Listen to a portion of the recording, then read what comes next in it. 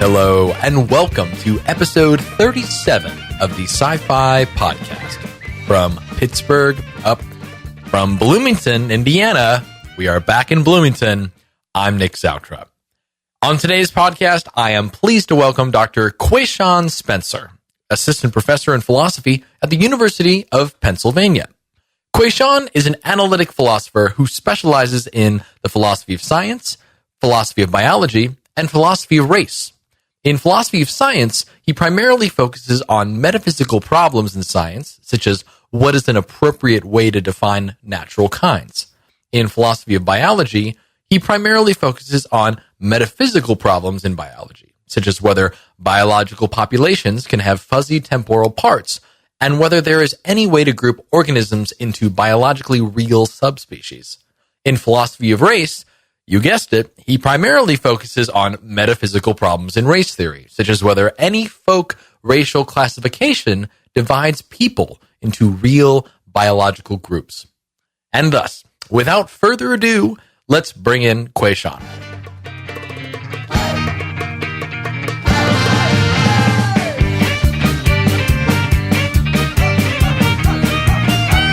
Dr. Quayshawn Spencer, welcome to the Sci-Fi Podcast. How are you this afternoon?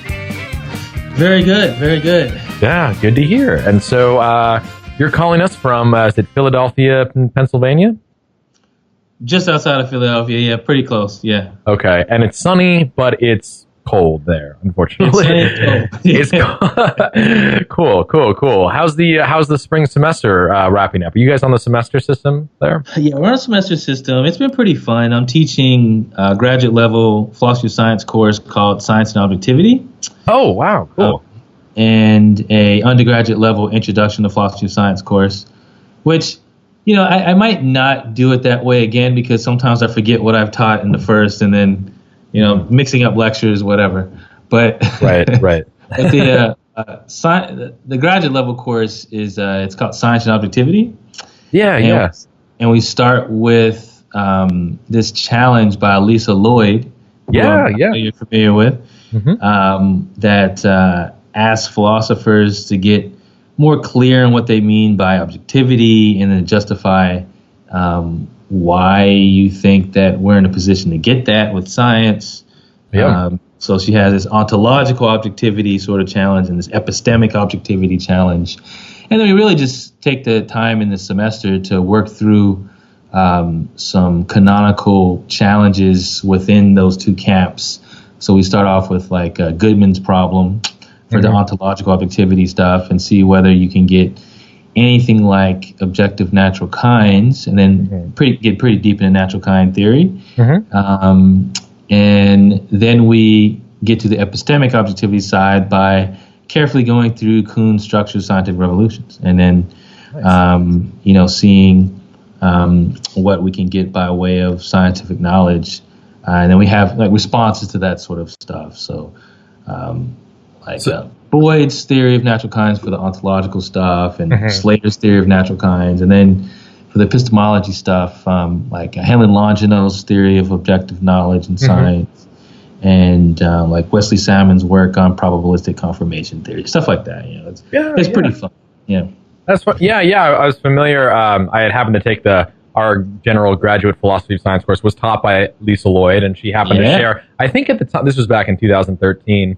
A draft of her paper in which she attempted to identify 6 or 7 varieties of objectivity. So I imagine that's like the paper. Ontological tyranny and everything. That's such a great course. Have you guys been in contact at all? Have you reached out to her or?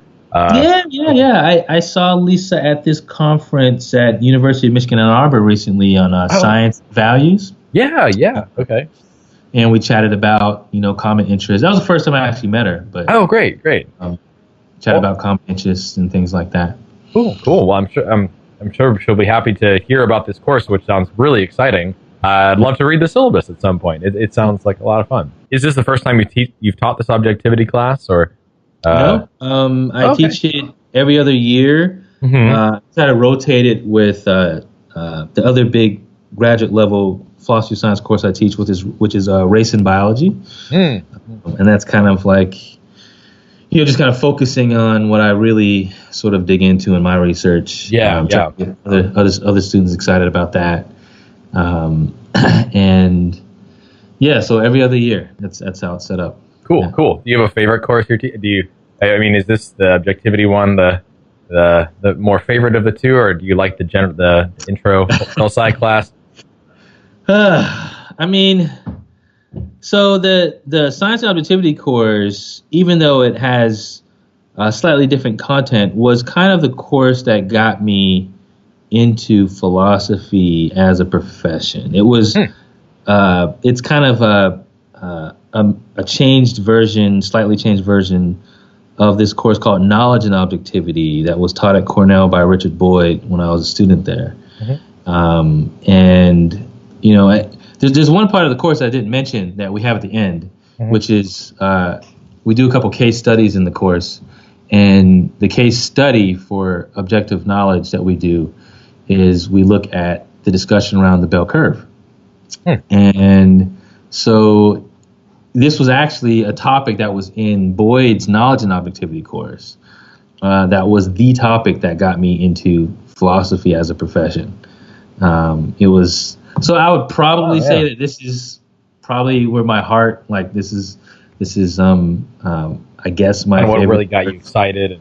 Insofar as it's a slightly changed version of the course that got me into philosophy. Great. Well, I'm looking to hear a little bit more about that. Let's take a step back, if we may. I'm curious. I'd like to ask Quayshawn, where did you grow up? That's a tougher question. You think that might be the hardest question you asked? I was born in Gardena, California. Okay. Which is right next to Compton. My father was a school teacher in Compton. My mother was a nurse over there. But we left there very early.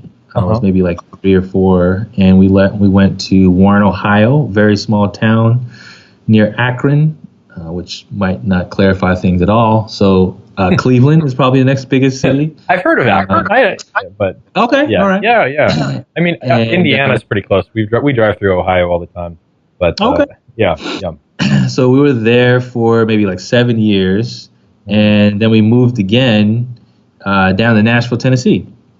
Oh. And so I was there for the rest of my childhood and high school. But then over the summers, because my parents weren't together at that time, I used to visit my father wherever he was, which was either Philadelphia, Washington, D.C., or Chicago.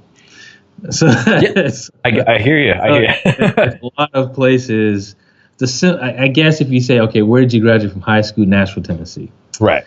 I don't have a Southern accent because of all that other traveling. Yeah, 4 years in Los Angeles, 7 years in Ohio.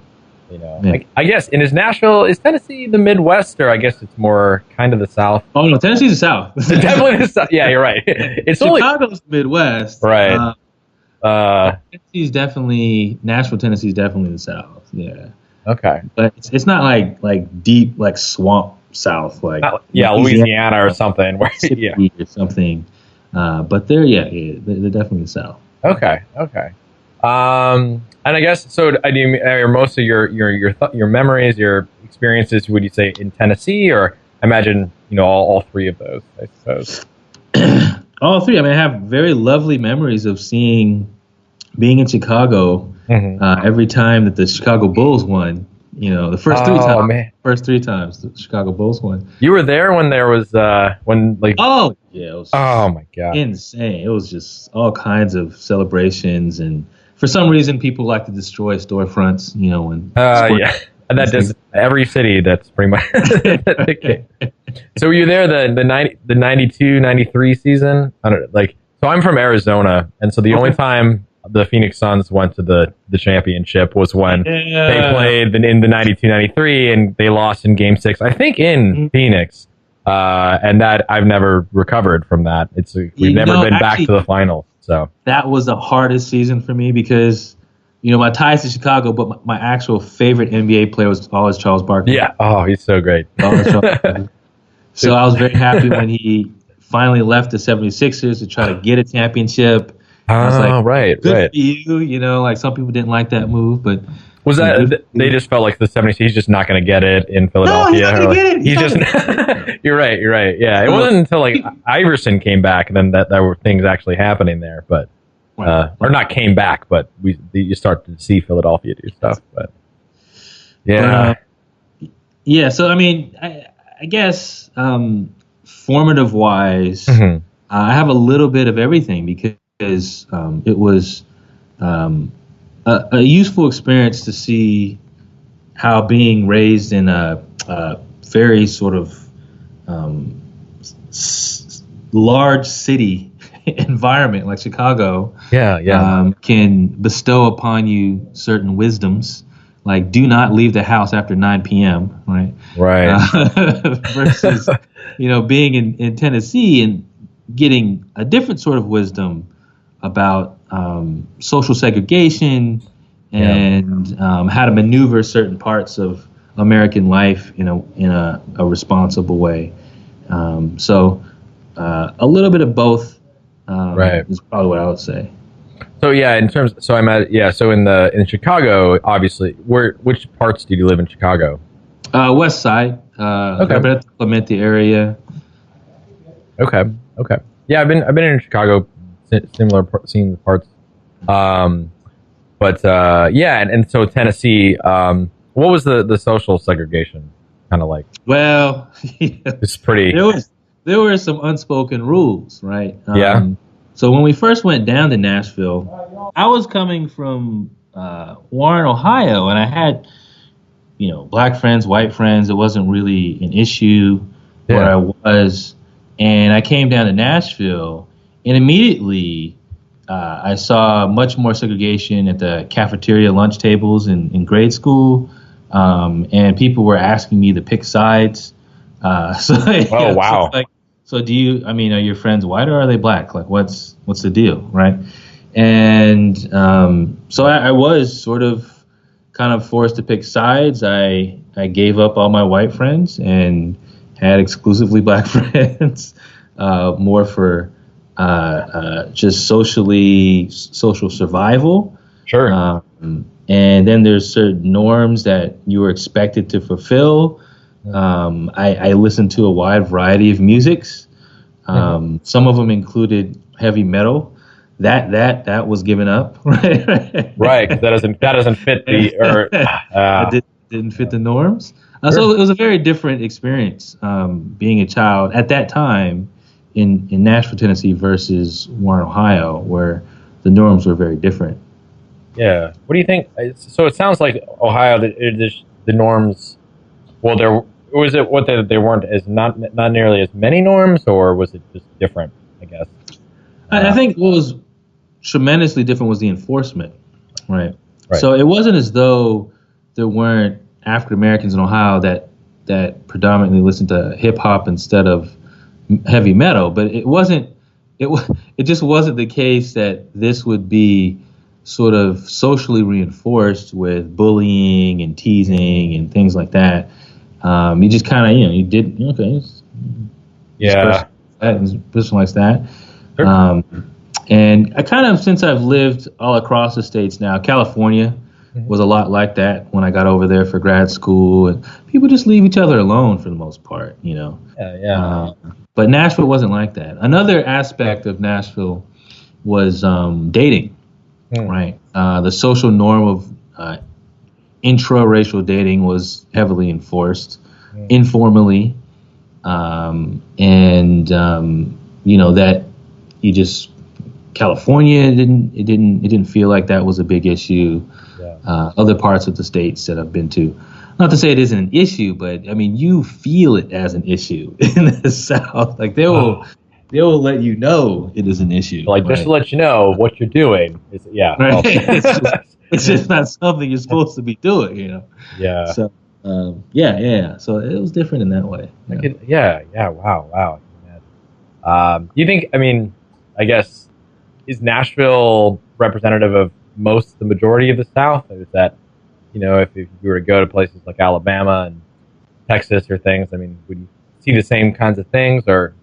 I mean, it's hard to say. I would probably say, just looking at voting records and things like that, Nashville is much more progressive than a lot of other parts of the South. So it's predominantly Democrats, and you can see like from like kind of survey results, like sort of what sorts of things are predominantly accepted.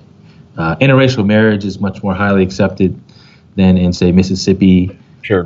Which just legalized it, I think, in 2000, and it was in the new millennium they legalized it, right? So, that's really funny. I didn't realize it was illegal, but yeah. So, I mean, even though I felt the pressure coming down to the South as a non-Southerner, sure. If you go deeper into the South, it seems like there's more pressure, at least from the stats. You would feel a lot more of these norms and so forth. Right on. Well, I appreciate you, sharing it a bit about that. It's it's really interesting coming from a different experience, but it's interesting to hear of these norms as you go along and find out, how they might have shaped or impact, who you are today. Yeah. So, in terms of, growing up here, you described just earlier on your interest in how things might have shaped your interest in philosophy. But at the time growing up, were you interested in philosophy, or, what were you interested in? What do you want to do? That wasn't one of the norms. Like, I don't know if it's part of any ethnic group's norms. But, I don't think so. Certainly not among African Americans. It's not very widely pushed that you should grow up to be a philosopher. I was lucky because I had two parents who had college degrees. My mother was a registered nurse. Yeah. My father was a high school biology teacher, and education was always important. Mm-hmm. And so I was pushed to do well in school. Since my father he did not just biology, also calculus, some other science and math stuff. He really had an interest in me going into science in some capacity.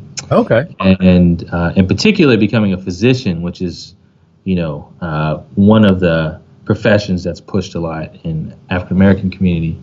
And a lot of American ethnic groups, I imagine. Yeah. And in particular, he had this passion for me to become a physician because at one point he wanted to be a physician, and he was studying to be a physician. He was part of the first sort of desegregation movement in the United States in American medical schools.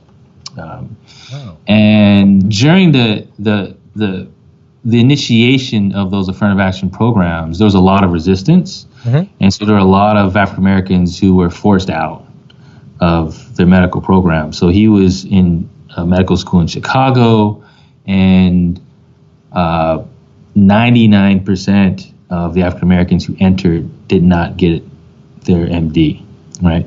And that wasn't because 99% were unprepared to become physicians. It was there was all sorts of pressures that the professors were putting onto those students, and the other students who weren't African American in the program were putting, what kinds of pressures? Like, would be, you wouldn't know about the right sort of study groups to join. Your grades would be a little bit harsher than the other students. You wouldn't have much support from the administration, things like that. And so he wasn't actually ever able to get his MD, but he was hoping for one of his children, to follow in his footsteps. That looked like it was going to be me because I did the best in science out of my sort of siblings. I forgot. Yeah, do you have some brothers and sisters? Yeah, I have an older brother who was probably the sibling genius in math. He was really good at math. And my younger brother, he's like this music guru. He's actually right now a rapper in Tennessee. Wow. And my sister, she's, well, she didn't actually do as she had a couple problems like growing up, but so it looked like I would be his best bet for living through his children, right? Sure. So I would go to these like pre-med. Me and my older brother actually would go to these pre-med programs over the summer. Yeah. And he'd enroll us in these things and try to get us excited about it. And I was really, I was interested in science. Science made sense to me. It was, kind of a no-brainer in terms of like employment and so forth. I remember our high school AP calculus teacher really trying to push the job of a petroleum engineer. Apparently, like they make a lot of money, lots of job security. It's like, all right, fine. That's great. So I was going to do something in science. Yep. Being a physician, I guess it's okay. But really, I started to get into biochemistry. Okay. From doing science fair projects. Like our high school was like this academic magnet place where you had to do science fair projects as a requirement. Every student had to do a science fair project. And I just kind of really got into it. I really dug the science fairs. And but to do it right, to like win awards, you had to like work in a college lab. So I was actually able to get a connection through my AP bio teacher to get into a lab at Meharry Medical College, which was pretty much right down the street from my While in high school. Yeah.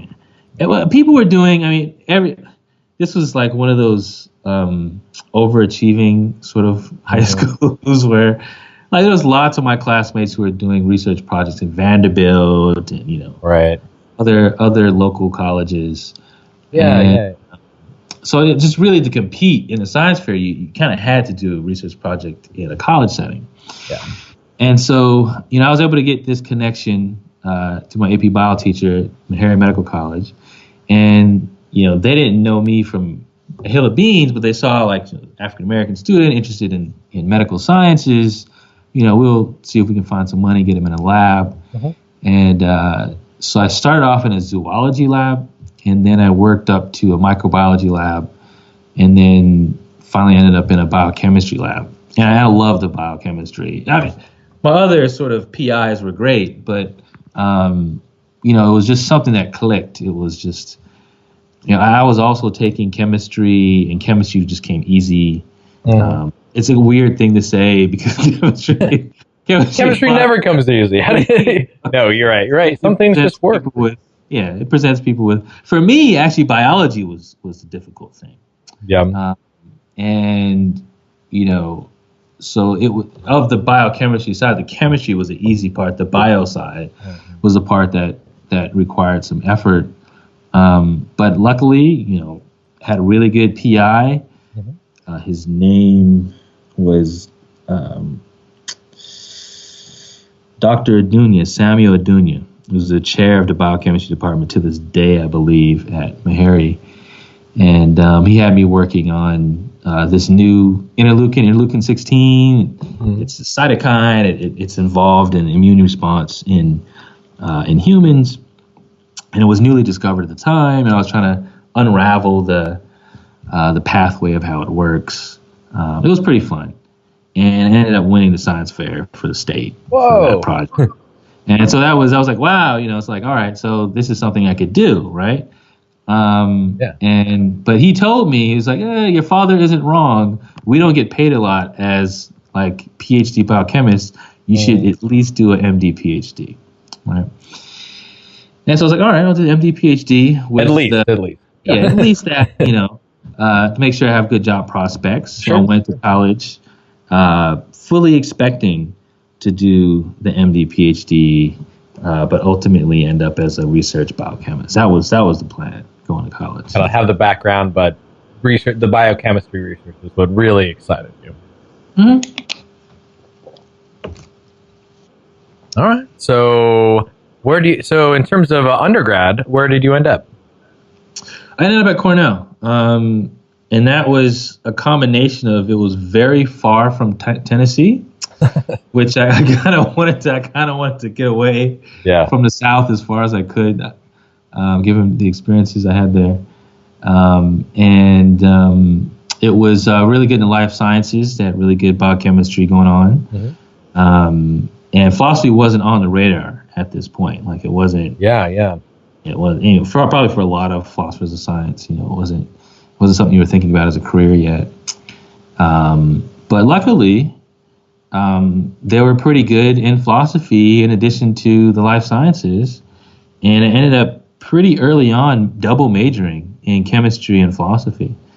It wasn't like I picked up philosophy as a senior. I picked it up like as a sophomore or something, right along with chemistry. So, it just looked interesting. So I always told myself I was kind of like a closet philosopher because I would ask all these questions in chemistry class that my professor was like, that's not, you don't need to know that for the test. Why are you asking that question? We need empirical questions here. Exactly. Like, what are you doing with these meaning and conceptual things? I can actually remember one of the discussions because, you in like organic chemistry, which is kind of what I was into. You're trying to put together these reaction mechanisms a lot of the times, and then there's also these particular steps, like energetic steps, like how do you actually get to this chemical, get to this molecule from this molecule? How do you actually get from this molecule to that molecule? There's an energy hurdle you have to get over. What sort of enzyme can get you over that hurdle? What sort of catalyst? And then there's also undetermination in the intermediate molecules it takes to get to another molecule, right? It could go this way, it could go that way. And so I'm here really asking a Duhemian question about how do we know that this is the exact reaction mechanism for this reaction when there's these other pathways that this reaction could have came about from a different reaction mechanism that's compatible with everything you've told us about the evidence that we're using to present this reaction mechanism as the reaction mechanism for this reaction. Right? And it's like, okay, you want to do this the easy way or the hard way? Right? The easy way is you memorize, like in organic chemistry, you just memorize a bunch of stuff, right? Yeah. You memorize these reaction mechanisms, you memorize these reactions, and when you can get into that deeper stuff, but that's like theoretical organic chemistry, and it's not going to be on the quiz or the test, right? Sure. But those are the sorts of questions I was already asking, and so I remember one of my organic chemistry teachers said, that's actually more of a philosophical sort of question, because at that point, when they were giving me the justification for why they picked the reaction mechanism, they were using these virtues, right? This is the simplest reaction mechanism that fits the data, sure. right? It's like, well, why pick the simplest one, right? It's like, all right, you're doing yeah. right? It's like, this is not the appropriate, right? So that's kind of when I knew I was kind of a closet philosopher, although I didn't know about the career of philosopher of science yet. Sure. So you started studying philosophy. What did the parents think? What did Dad think? Well, his first response was that good. It's good to have like this broad sort of perspective on things. Good to really broaden your mind, and it'll make you a stronger scientist, right? It'll make you a stronger MD, PhD. Now, on the other side, my mother and some of my aunties, and this is another part of the South that I didn't mention yet, there's extreme religiosity, right? Particularly Christian religiosity in the region of the South that I was from. And so their immediate reaction was, don't let them change your religion. Wow. Right? Sure. And so I actually was a Christian up to that point until I started taking philosophy classes. And I did change my religion. I changed it to non-religious. That was probably good advice, because if I didn't want to change my religion, I probably shouldn't have been taking the courses I was taking. So it was a very split reaction. My father thought it was a good thing to dig into these deep questions But my mother and some of my aunties, they were really worried that I would lose my religion if I did. And I did, so it was a legitimate worry. Yeah, no, it's interesting. I could definitely see it's like asking too many questions or being led to then believe something else. What do you think, in terms of religiosity, I know, typically we see a distinction between science and religion, and there's tension there that for whatever reason you have to be on one side or whatnot. And then I recently had an experience where I was chatting with some maybe more conservative Christian sort of family friends, and I mentioned that I did philosophy, and they seem to be taking to philosophy in the sense that they themselves have been familiar with a number of Christian philosophers. Sure. And so they saw philosophy almost as kind of more of having a greater affinity toward religions. In the nature of philosophy of religion, the kinds of questions it could ask. I mean, I can see on your side too of it kind of like, okay, don't be, changing whatever. But I was taken aback. I was surprised by this. I don't know. Has it what the denomination? I think it was non-denominational Christian. I mean, this gentleman who I ended up having a conversation. It was on Easter actually, and it was so. But I mentioned, and then I think they had studied some philosophy, so in college. But I was just usually, I have these conversations, and I'm just like, oh, I do that. Okay, well, let's talk about the next topic or whatnot, or maybe they've studied it, but I don't know. It was just interesting that this conversation carried on, and we could discuss these things, and things about arguments for existence of God, and of course exist, certainly. But I didn't really know maybe those folks outside of philosophy what they thought of philosophy or how it may threaten or be conducive to that. I think it depends a lot on the particular religion or version of the religion. In your case, what was the sort of? I would have guessed that you were Catholic because I've worked at Catholic universities, right? And particularly Jesuit universities, and Jesuits love philosophy, right. And their idea is, the deeper you go in philosophy, you're just going to come right back around to God. But there's long Catholic tradition of solving pressing metaphysical questions, philosophical questions, and so forth. But that wasn't my experience. So we were from the Church of God in Christ, which is like Black Pentecostals, and they're pretty strict readers of their version of the Christian Bible. So there wasn't a lot of leeway for philosophically. So, makes sense. It's like no. There's a creation event. This stuff is literal in Genesis. Yeah. There's no wiggle room here. There was Adam, there was Eve. This evolution stuff is nonsense, right? It's biochemistry, exactly. This is what you learn. No, I don't want to make that up. With that form of Christianity, there really was a choice you had to make, right? There wasn't any wiggle room to say no. This is a prose in this part of the Bible that you shouldn't take literally. No. There was none of that. We were having none of that. I know. I could. I now I hear you. I see where they're coming from, and definitely. And I think in this experience that I had, it was more of what you suggested, which is you keep asking these questions, you're going to come back around. It actually is a good thing because this kind of discourse will lead you to come to conclude in many ways that this is the right. Eventually, you'll find Alvin Plantinga's work, and then you'll come back around, right? Yeah, or something like that. Yeah. All right. So great. So you're dual majoring in philosophy and biochemistry. Well, in chemistry, or chemistry, yes. A focus in biochemistry, yeah. Right. So what, how did the switch then to decide to, what was your decision? How did it go? Was it to go into philosophy? Was it to, not do science anymore specifically? What were your thoughts? Yeah. So, it basically happened in that class that I mentioned earlier, Richard Boyd's, it was a graduate level, advanced undergraduate level philosophy of science class called Knowledge and Objectivity.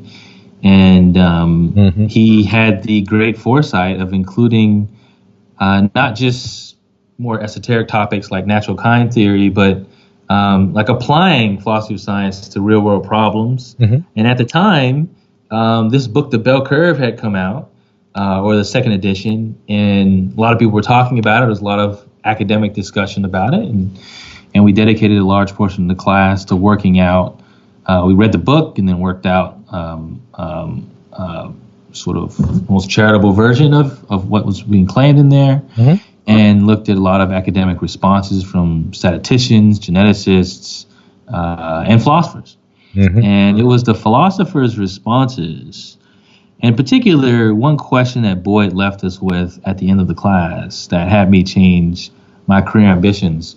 So, I mean, if I imagine the people who would be listening to this have heard about and read The Bell Curve, but yeah. So for those, it's the book just Richard Herrnstein and the infamous Charles Murray, who's still alive, and so they were trying to make some claims about the connections between IQ tests and success in American society in various ways, economic success, educational success. Right. And really what really started the controversy was one chapter that they had on race and IQ. And another chapter after that about affirmative action, so sort of apply the results from that chapter.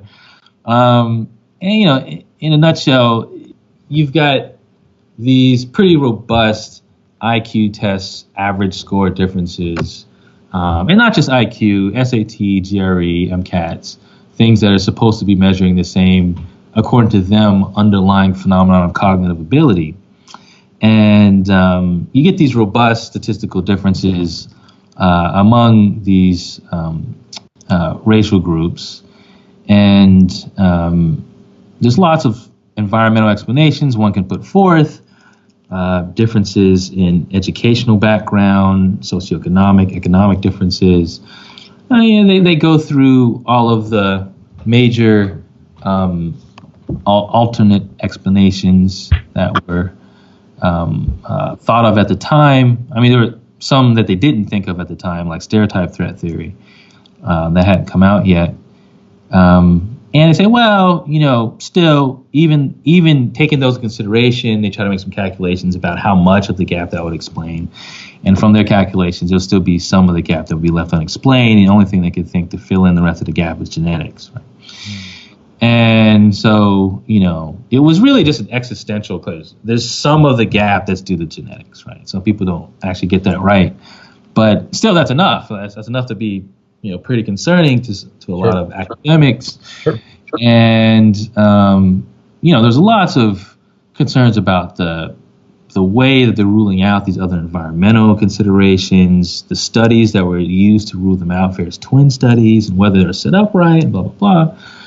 But the thing that really got me was, so Boyd, coming from a traditional general philosophy of science background, and just at that point, he was just revving up, getting into his natural kind kick. He raised this sort of good Mannian question about projectability and whether races, these folk races in particular, are the sorts of groups that can sustain law-like genetic generalizations, right? Yeah. Or are they destined to just be able to sustain accidental genetic generalizations because they're not, in Boyd's terms, natural biological kinds, right? And I was like, that's a pretty interesting question, right? Absolutely.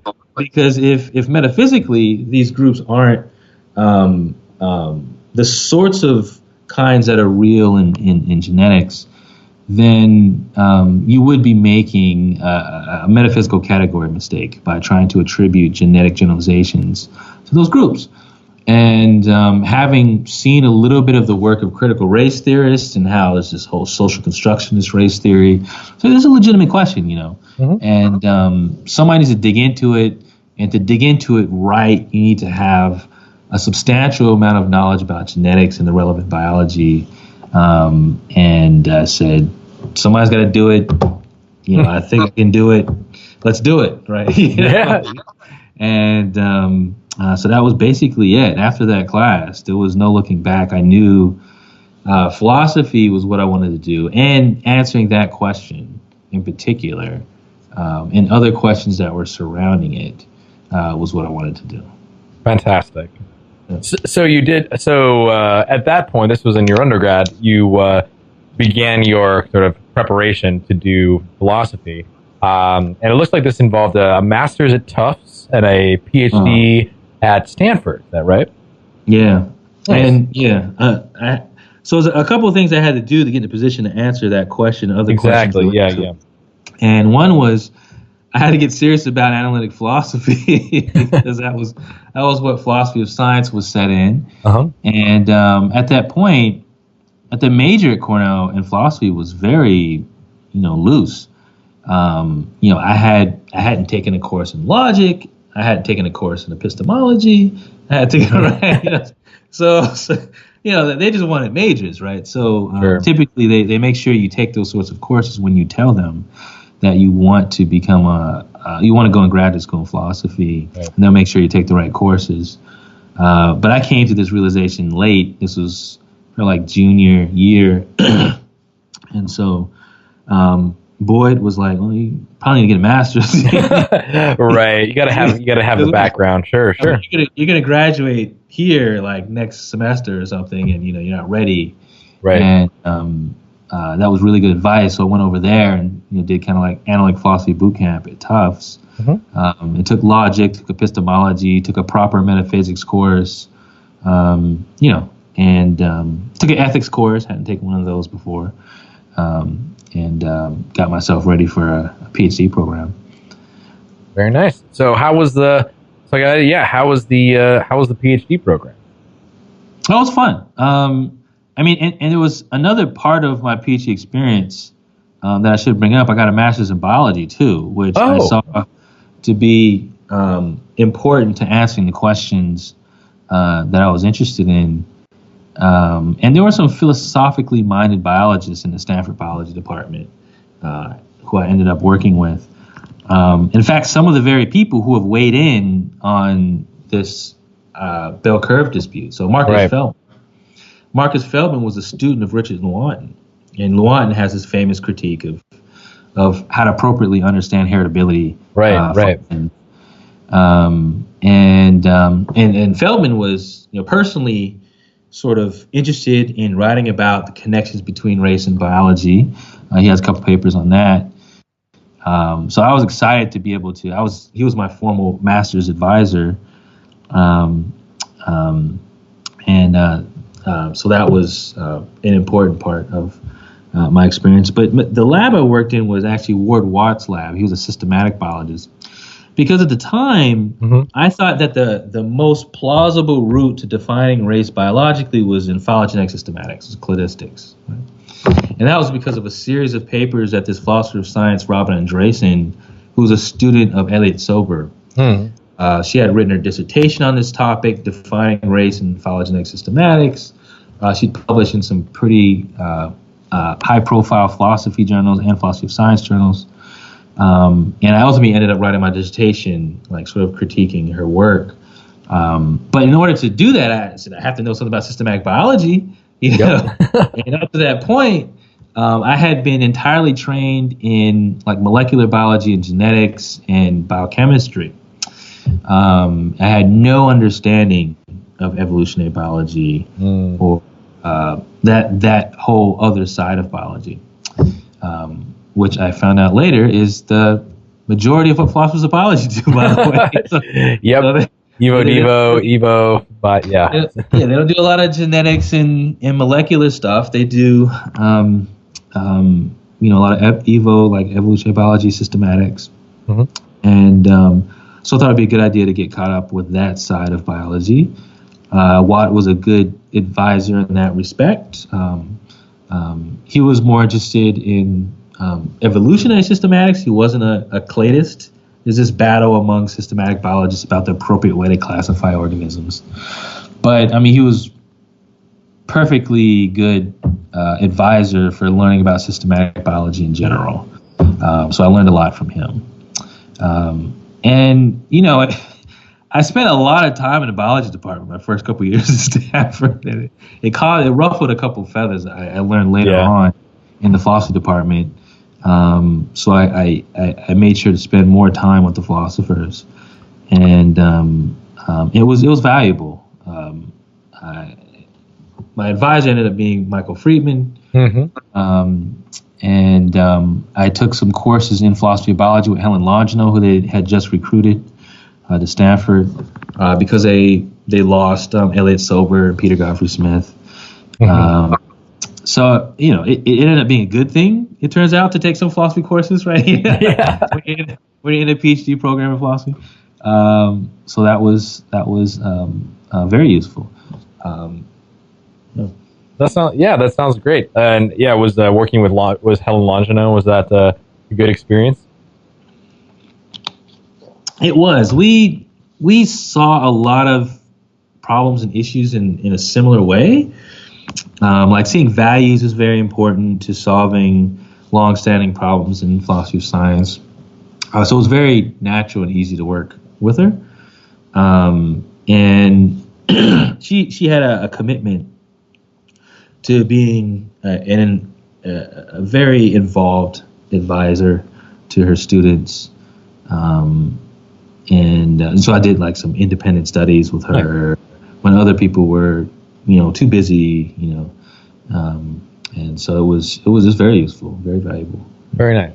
And so you finished your dissertation. I see it here is cladistic race a genuine kind? So yes. Why don't you describe? Maybe could you describe just briefly, kind of what was your main claim in this? What, you know? Yeah. So I mean, it was basically my attempt to answer this question of what was the most plausible way of defining race in biology. And as I said, I thought phylogenetic systematics, cladistics, was probably the best place you could do this. I ended up changing my mind about that, but in any case, the major contribution was developing a framework for identifying valid scientific kinds. And I called them genuine kinds because this is what Nelson Goodman called valid scientific kinds, or valid kinds that are useful for induction in general. And it was an attempt to give a little bit more meat to what a genuine scientific kind would be. And, you know, so I was a big Goodman fan.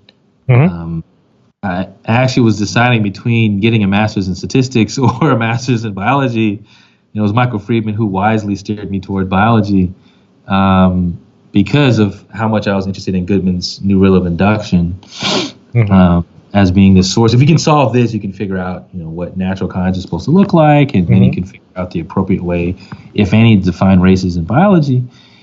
And so it was kind of, that was a major contribution in trying to get some handle on what a legitimate scientific kind was, and then applying it to cladistics to see what a legitimate cladistic kind was, and then asking whether you could define race in any way in this research program, and that was supposed to give me insight about best way to define race in biology, which, you know, as I said, I don't really think that anymore, but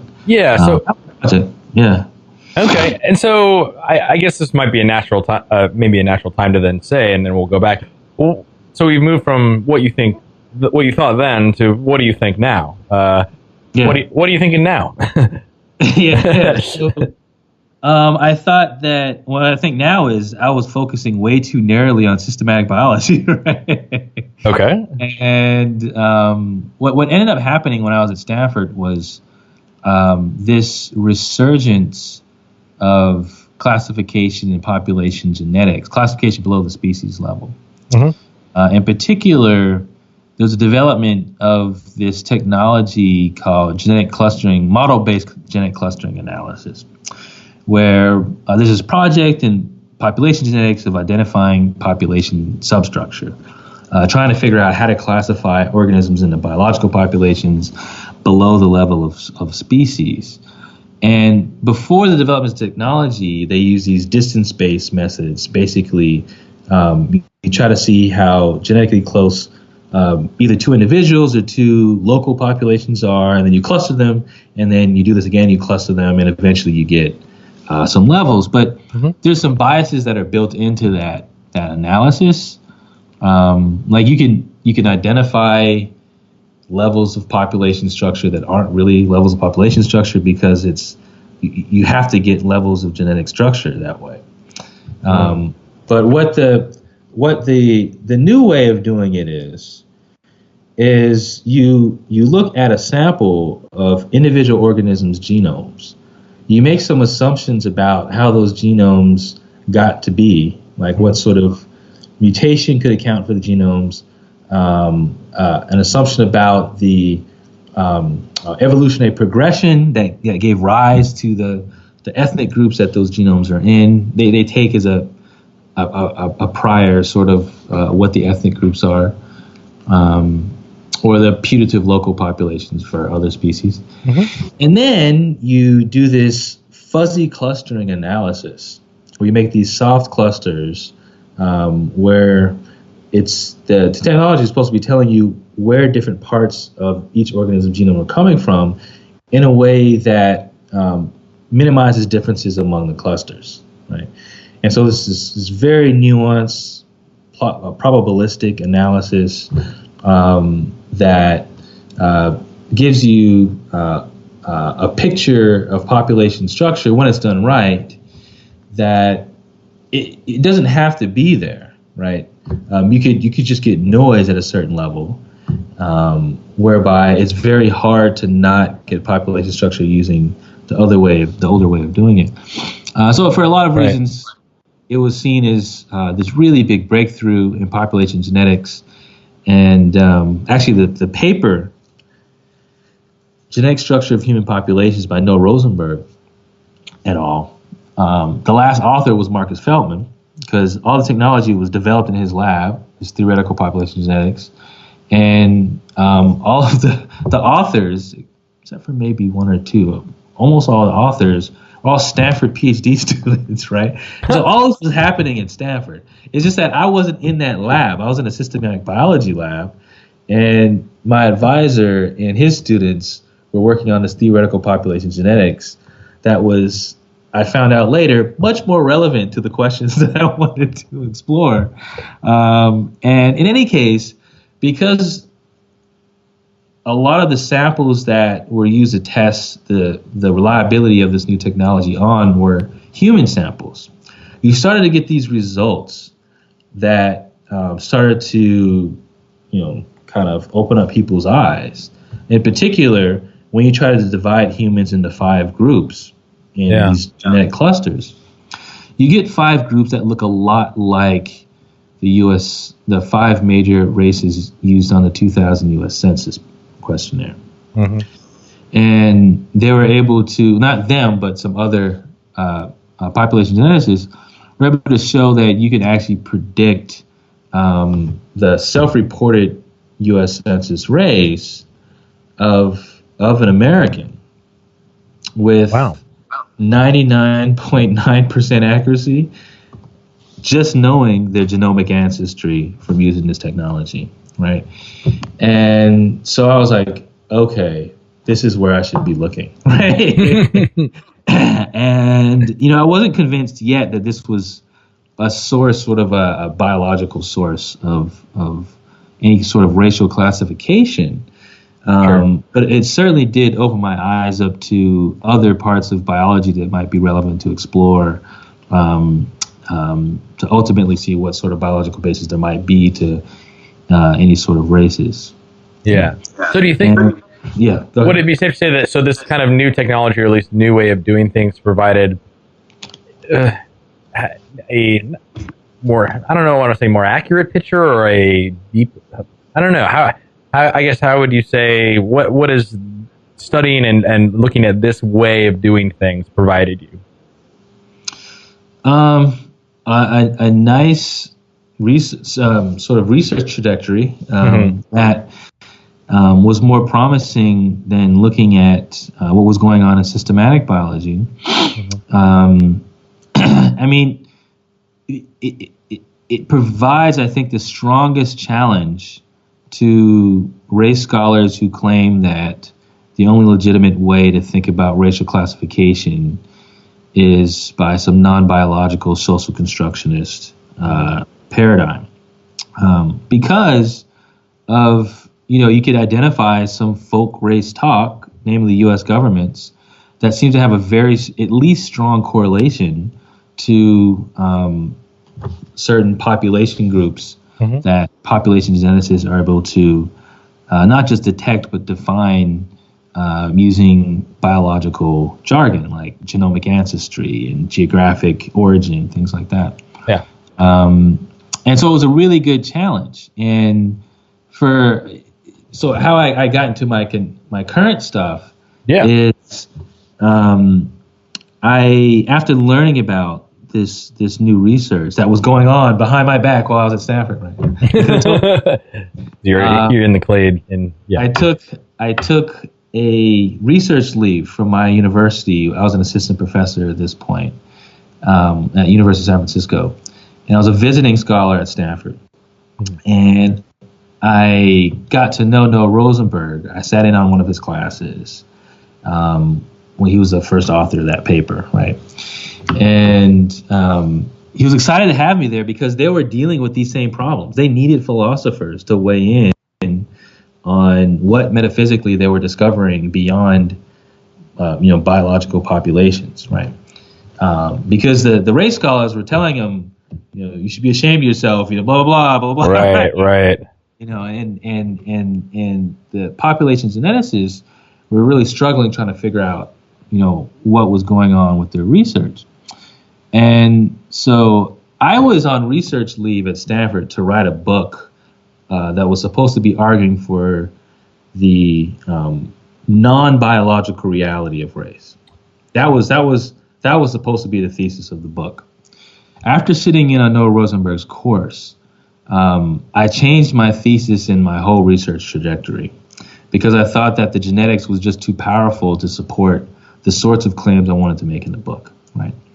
And then for a period of time, I completely flipped and said, well, here's the biological reality of race, understood in the American English context as these 5 groups and understood in this population genetic way. And I rode that train for about 2 years until I hit empirical data that just made the project unsustainable, right? So now I'm neither an anti-realist about, or a biological racial anti-realist, and I'm neither a biological racial realist. What's the middle ground approach? Right. So race is not real, and it's describe it. So go ahead. So the middle ground is there's empirical data that makes it really hard to commit yourself to a single correct way of articulating the nature and reality of race, given how we use the term race in contemporary American English. So a lot of the race theories that are developed by philosophers and critical race theorists are what I would call monist theories. If you think about it like in terms of other philosophical disputes, like in philosophy of biology, it's a dispute about what is a species. So you have people saying, species is this, species is that. But then eventually you have people saying, well, it looks like the most plausible view is be a pluralist about species, right? And so that's kind of where I'm at now, where I think some people like Sally Haslanger are completely right that in some linguistic contexts, we are talking about races as non-biological social constructs. Sure. But in others, we're actually talking about races as biological entities like ancestry groups, right? And so I've held on to part of the view that I had, but I just don't generalize it quite in the way that I used to. And I think the appropriate way to understand the complex phenomena that we have in front of us is to be a pluralist. And so that's kind of where I'm at right now. Well, I definitely am sympathetic. I tend to take the pluralist line almost on any phenomena we're interested in. It's maybe too much. So, just from talking with folks like Sandra Mitchell, and I don't know, it's just kind of the common. Well, it's kind of in vogue right now, I suppose. But it's also there's just good reasons, I think, to do it. And as you describe, these kinds of things can be compelling, especially if you're taking the empirical data. I love the story of, I'm setting off to write a book in this way, and now I can't because I literally can't. You could, but it's going to be false, or it's going to be maybe not taking the data into account. So I guess, so is your plan to, I think this is a very interesting and really great point of view. I'm not sure if I'm not super familiar with philosophy of race and what's kind of going on. Are these kinds of thoughts of this kind of more pluralist view being championed at the moment, or is this something that you're kind of going to be bringing to the fore?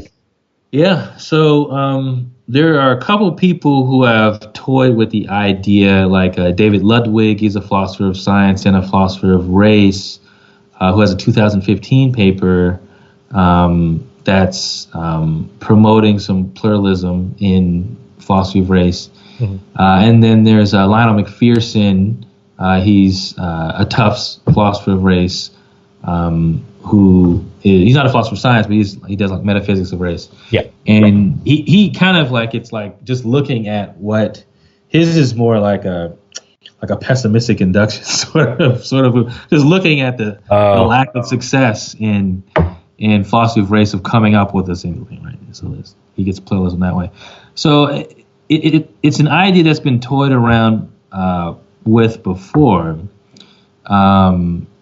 People have gotten to it in different ways, but no one has really clearly articulated what this pluralist view is supposed to be. Have really clearly articulated what the truth conditions of this metaphysical or metametaphysical view is supposed to be, and given some sustained argument for it. Right? It's one thing to say, this looks like the direction we should be going for, versus saying, no, this is true. and here are some arguments for it. And so I'm in the process of writing a book that tries to give two independent arguments to get robustness for the truth of this metaphysical view of racial. I call it radical racial pluralism. Yeah. Radical racial pluralism. Yeah. Fantastic. So I know. So you're at Penn now. But how did you? I was just curious. How did you end up getting your first job? Probably the strongest case for being religious, because it was the closest thing to a miracle I could think of. This was in 2008, in fall 2008, when I went out on the market. And you know what happened in fall 2008? Stock market crash. Yeah. Right? And probably the worst time to go on. Yeah. Close Thanks. to it. Yeah. I'm sorry. All right, not like you had a choice. I'm just saying, just an opportune time. Yeah. Yeah, it wasn't a good time to be on the job market. But I was lucky enough to get a position at the University of San Francisco, and quickly snagged that up. Nice. Yes. And there was another philosopher of science in the department, David Stump. Mm-hmm. He's more interested in historical things and general philosophy of science, but that was just a good fit because they didn't have anyone doing philosophy of biology. Perfect. And another reason it was a good fit was because they had a lot of people doing philosophy of race. They had Manuel Vargas, who's now at UCSD. Ron Sundstrom, who's still there, David Kim, who's there. Mm-hmm. And so they're excited about expanding by getting someone who can do philosophy of biology and strengthening by having someone else who can do philosophy of race. Very nice. Very nice. And so, it sounds like your time there was well spent, and nice. And then, in terms of making the decision to go to Penn, was that just something good opportunity to kind of relocate? It was a good opportunity. Moves are always a joint decision between you and whoever your life partner is. Yeah.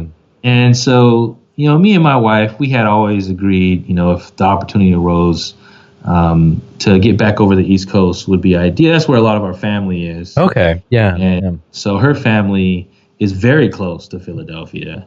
Parents are getting up there in age. It just fit. It made sense. Makes sense. Yeah, no. This is some, life decisions, personal decisions can really impact that. Yeah. So now at Penn, I know there's some other philosophers of science there too, correct? Yeah. Michael Weisberg, right? Weisberg does philosophy of biology, general philosophy of science. Gary Hatfield does philosophy of psychology, general philosophy of science. Christina Piccieri, she does philosophy of social science and some general issues.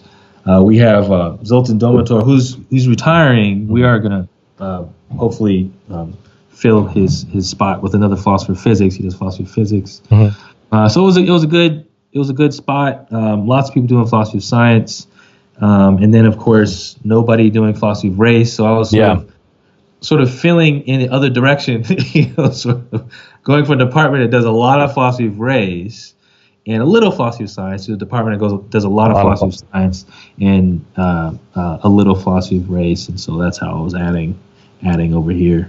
Cool. So the next big project is the book, or is there, and is that going to occupy most of your time, or are there other things you're thinking about in terms of future? So there's a couple books. Great. So there's this extended monograph that's trying to defend this pluralistic view, overall pluralistic view. And then forthcoming from Oxford University Press, there's a co-authored thing that me, Sally Haslanger, Joshua Glasgow, and Chike Jeffers are doing called 4 Views on Race. And it's, people are presenting their own view. Haslanger's doing this social constructionist, political social constructionist view of race. Jeffers is doing this cultural social constructionist view. So it's interesting to see them argue about political versus cultural social constructionism. Mm-hmm. And Glasgow's doing this biological anti-realist thing, or biological minimalist realist thing. It's a complicated view he has. Mm-hmm. And I'm doing this limited biological realism thing, couched within a pluralistic sort of umbrella. So, it'll be fun for maybe an advanced undergraduate or graduate level philosophy of race or philosophy of science course. Certainly my chapter is a lot of philosophy of science, but I get into a lot of the relevant biology and genetics and stuff. But so that's that project. I have another edited volume called The Race Debates from Metaphysics to Medicine. That one's forthcoming with Oxford University Press, and it's a bunch of metaphysicians of race, some philosophers of biology, philosophers of medicine, some sociologists of race, some historians of race, coming together to bring together metaphysical debates about race and debates about how to use race in medicine, right? And so like some practical stuff, some theoretical stuff. And because the next frontier for a lot of folks who work in the metaphysics of race is to see what you can do with race in medicine. It's a big sort of unanswered question. People have answers, but it's unsettled. So who's right? And so contributing to that debate is So what kinds of things are folks looking to do? I suppose. In an effort toward precision medicine, or is that kind of? There's like 3 parts. There's like diagnosis, like in the clinic. Mm-hmm. There's treatment in the clinic, and then there's medical research. And So there's questions about how, if at all, is it appropriate to use racial classifications in either of these three parts of medicine.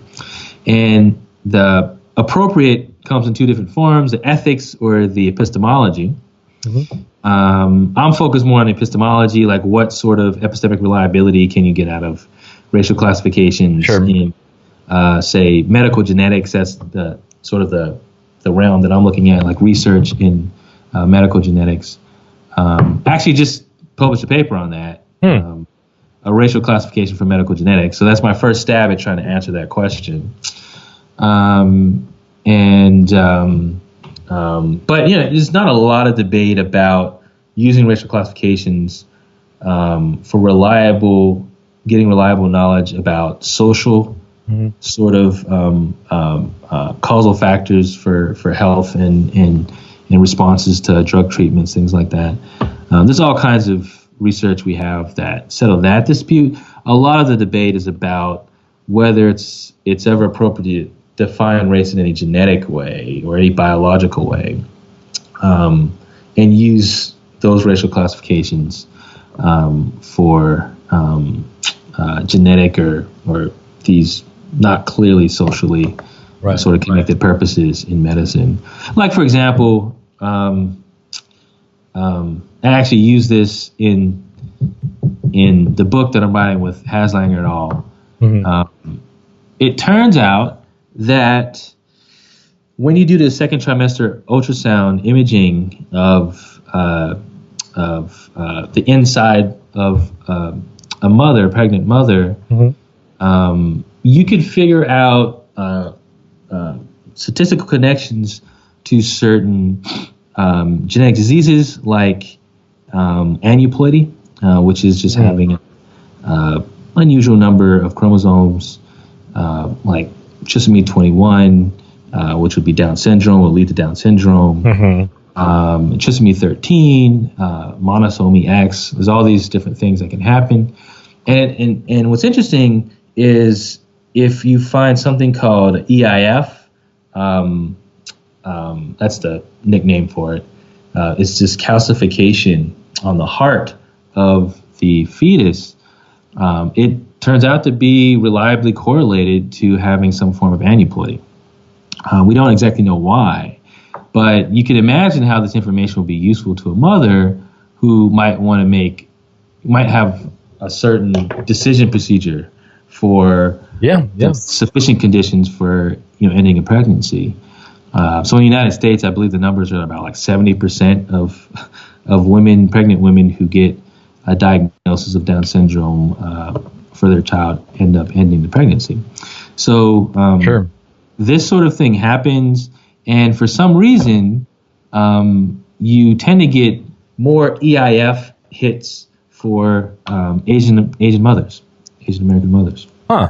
And so this is something that I deal with in one of the writings that I have, because now you have to make this decision about, well, what are you going to do with respect to, even as simply as getting amniocentesis, which is actually an invasive procedure, and it can increase the risk of a miscarriage. So you want to make sure the probabilities are lining up. You don't want to increase the risk of miscarriage if the risk of having a kid with some form of aneuploidy isn't justifying increasing the risk of miscarriage. Right? So working out these probabilities pretty important. Then becomes really, really important. They're very slight probabilities, and so it's going to really depend on what's the connection between having EIF, being Asian mother, and then end up bearing a kid that actually has aneuploidy. Right? Yeah, geez. And so, working out things like that is, kind of what, like, the next project, kind of the stuff I'm working on in those publications looks like. Fantastic. Yeah, no, I'll be very interested to hear about that. I was just reminded of a psychopathology course I was taking, and one of the topics had to do with racial psychiatry, racial classification, and we happened to read some pretty terrible papers that were unfortunately provided some really bad arguments as to why you may or may not see disparities among things. Well, I mean, they were trying to understand, but there's a lot of room to grow, basically, in terms of. I don't know if you've come across anything in the mental health literature related to things. I try to steer clear of that. You're like, that's enough. Well, yeah. I'm mostly in the medical genetics literature on that front. Yeah. Okay, cool. All right, well, I appreciate you chatting with Quayshawn. Let me leave you with the last question I typically ask my guests, which is, what do you see as the greatest challenge facing philosophers of science today? Yeah, I would have to say diversifying the field. There's a lot of problems that need to get solved, and there's not the optimal distribution of brain power to solve them, right? So the same sort of problems that the STEM community has, philosophy of science has, right? Even worse, right? There's very few African American philosophers of science, very few relative to sort of the optimal distribution, women philosophers of science. Very few Asian philosophers of science. So, and there's no reason to think that the secrets to unlocking all these puzzles are just couched in the non-Hispanic European community. They're not. We should branch out, do some recruitment, and see what other good ideas we can get out of people from all around the world. So I saw you had a paper on co-authored in 2014 titled "What is the State of Blacks in Philosophy?" What did you guys find in that kind of? Roughly, it's not good, right? It is pretty pitiful. I mean, we found like striking numbers, like there's considering a black philosopher to be a graduate student, postdoc, tenure track, tenured faculty, any kind of faculty, any kind of academically employed philosopher. In the United States, you've got roughly about 50 black women, right? And, for black men, it's considerably more, but total, it's not enough to get you over, I think the number's around 1% of proportion of African American philosophers to American philosophers. So, 1% is not thriving. No. And there's just a lot of stuff we could be missing. And in particular, in philosophy of science and logic, I know all those people, right? Oh, wow. There's like about 10 or so people total. Right. That's a sad showing. We could do better. I think we should, in order to increase sort of our problem solving power. Yeah. Well, I hope we do. We can. It's tough of like, okay, well then what steps do we need, or and I don't know, action. What kind of actions can we take? Yeah, well, I mean, we found some interesting correlations. It's hard to go from correlations to causation, of course, but there was some interesting things that you might not expect that we found. Like for black women, the Africana philosophy wasn't the best way to. A lot of them don't do that. Race theory was. Yeah. Right? So race theory didn't have this gendered effect of frequency of interest. Africana philosophy did, and from doing like follow-up interviews, there's some concern about the sorts of individuals who are focused on and that being quite gendered. But sure.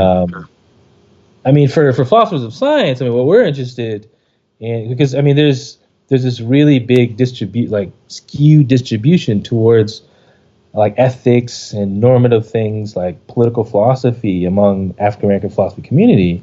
Very, very, very, very few people doing logic, philosophy of science. And anything like analytic metaphysics, anything like that. And so, for us, the philosophy of science community, the question is like, what sort of moves can we make to get more diverse community of philosophers of science into philosophy, not just philosophers into philosophy? Because the moves that we're making so far is we've been getting, when we're recruiting African Americans into philosophy, we've been recruiting them into political philosophy and ethics. Sure. We haven't been recruiting them into philosophy of science, right? So we're missing out on, letting them go off and have successful careers as engineers or something like that. or sure. We're still people are still recruiting into hopefully successful careers, but then we have these professions like ours, the ones that we're, we want to see thrive and succeed. And I would say, well, why can't we have this? Why can't we have different, why can't we bring different people in, basically? And there's probably some bad fits out there. Like I could have had a productive career as a biochemist, but I still would have been asking these annoying questions to my lab mates. Yeah. I really know that's the reaction mechanism. Oh no, not again. You're like, oh yeah, come on, Quayshawn, what are you doing? Every Monday, right? So there's probably some people who aren't fit well with what they're doing. They're doing just because these are the careers that they were taught are careers that you shoot for.